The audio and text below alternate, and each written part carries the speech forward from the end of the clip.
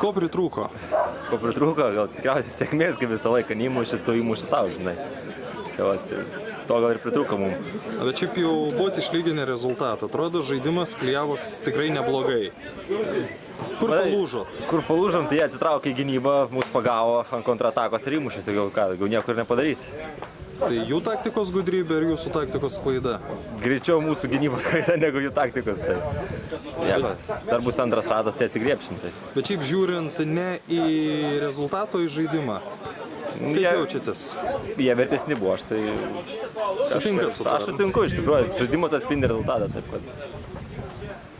Šiaip jeigu savo komandos žaidimą palygintumėt su sezono pradžia, kas pasikeitė?